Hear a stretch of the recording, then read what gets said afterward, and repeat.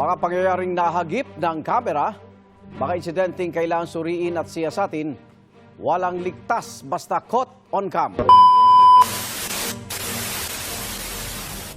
Iba't ibang aksidente muli ang caught on cam. Narito ang una, rider sugatan matapos salpukin ng isang SUV sa Marikina. Palikuna sana ang rider na ito nang biglang masalpok ng umaharurot na SUV sa Barangay Concepcion 2, Marikina City nitong Sabado. Sa lakas ng pagkakabangga, tumilapon po ang rider. Natumba rin ng tinamaang poste. Caught on cam! Bang-ina na bangga ng garong sa Pangasinan habang tumatawid sa pedestrian lane. Sa video, makikita ang pagtawid ng bang-ina sa pedestrian lane nang bigla na lang banggain isang garong. Ayon sa otoridad, bahagyang nakayuko ang driver kaya hindi nito nakita ang mag-inang tumatawid. Tignan mo na sugat ang mga biktima sa nangyaring insidente. Caught on cam! Babaeng senior citizen nasagasaan ng truck habang nagbibisikleta. Huli cam ang pagsagasa ng isang truck sa isang babae sa San Fernando, Pampanga. Makikita sa CCTV na habang nagbibisikleta ang 64 years old na ginang, isang truck ang bumangga sa kanya mula sa kanyang likuran. Tumama po ang ulo ng biktima sa truck at nagulungan pa. Baka insidente ng pagkabundol sa rider, biker at pedestrian. Paano nga ba maiiwasan? Para tulungan tayong sagutin yan, makasama po natin si Ginoong June Estalio mula sa Philippine Advocates for Road Safety. Sir June, magandang umaga. Magandang umaga sa iyo, Igan, at sa mga sumusubaybay sa inyong programa. Aba, unahin po natin itong rider sa Marikina, no? Nasalpok ng SUV na pambilis mo ng dating, eh. At sa kuha ng CCTV, papaliko dapat ang rider nang biglang dumating ang isang SUV. Sir John, sa mga ganitong sitwasyon ba, ano ang dapat tandaan upang ito'y maiwasan, lalo na intersection yan? Okay, Igan, makikita natin na sa video, no, ang pumasok ang dalawang sasakyan sa yellow box na tinatawag. Yellow box, okay. Yellow box. At isa itong intersection na kinaklasify ng ating mga otoridad na isang mapanganib na sitwasyon sa ating kakalsadahan. Opo. At kung mapapansin natin, halos sabay na dumating ang isang kumakaliwang motorsiklo. Okay. At saka ang mabilis na pagdating nitong SUV. At kung dito man nanggaling ang motorsiklo, pakaliwa, kung usapin ng right of way, ang dapat na nagbibigay ng daan ay yung kumakaliwa.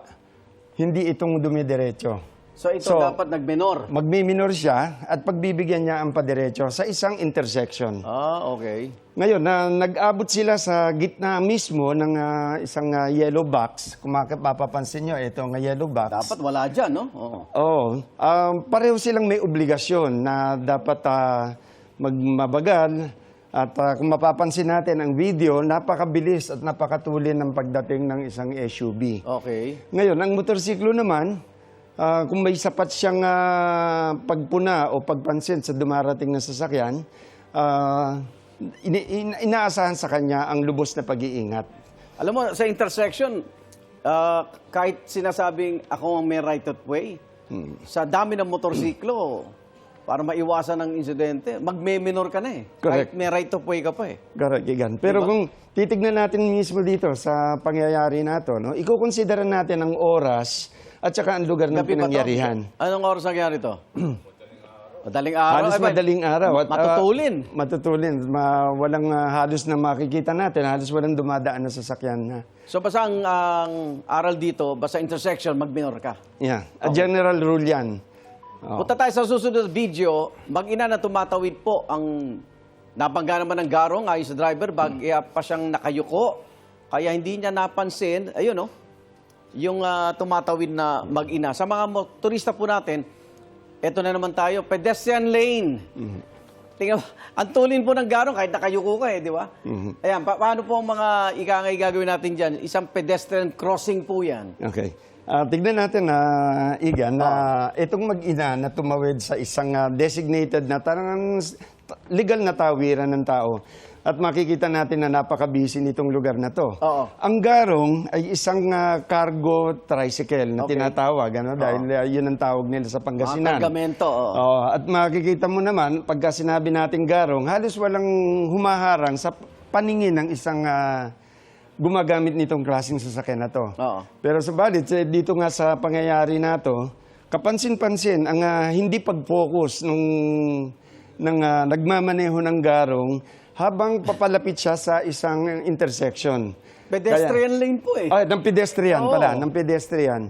Kaya kung makikita natin ang kabuuan ng video, yung ibang sasakyan na sa bahaging kanan ay nagbigay na dun sa tumatawid na mag-ina hanggang sa naabutan nitong garong na to. Kung nagsiya-cellphone hindi niya napansin uli yung pedestrian lane.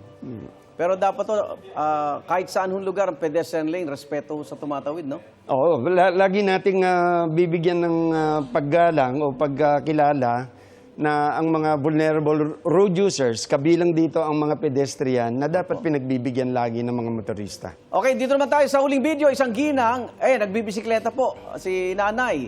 Napaga ng truck galing sa likuran. Sa laki ng truck, may mga blind spot ba ito talaga? At kung ikaw ay biker o rider sa kalsada at may truck, anong dapat niyong gawin? Anong tamang pwesto niyo po? Okay, pansinin muna natin ang karsada. No? Ang lansangan na to ay tinatawag nating shared traffic.